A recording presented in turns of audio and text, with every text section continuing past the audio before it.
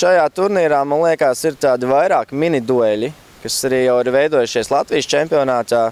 Viens no spilgtākajiem ir pēdējās sezonas fināls Lekrings Lielvārde. Es domāju, ka viņiem arī savā starpā ir rēķini kārtojami. Ja. Interesantākās varētu būt spēles ar Lekrings un Šveices komandu, ja, kas domāju, ka Lekrings spēlē ļoti mūsdienīgu, ātru florbolu, un es domāju, ka viņi varētu spēlēt līdzīgi ar šo Šveices komandu. Nu, un, protams, Latvijas arī mini dueļi.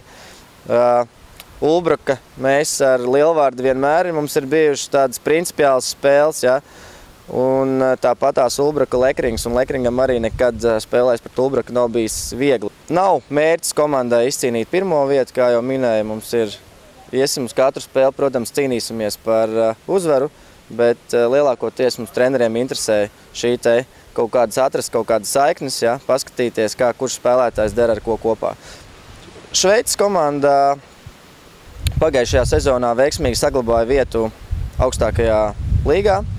Un no šīs sezonas, kā zināms, ir šai Šveices komandai galvenais treneris ir latvietis Andris Pīlups, ar kuru viņi noslēdz līgumu uz nākamo sezonu. Nav redzēta ļoti bieži, ja, ir redzēta kaut kāda fragmenta viņa spēļu, bet Šveices augstākās līgas komanda, tas viennozīmīgi tas ir augsts līmenis. Cik es zinu, cik Šveices komandai arī šajā sezonā ir leģionāri no Somijas, tā kā es domāju, Latvijas publikai būs interesanti paskatīties uz šiem te spēlētājiem. Protams, mums interesantāk būs uzspēlēt pret Šveices komandu, salīdzināt savu spēku, kā mēs izskatīsimies uz viņu fonu.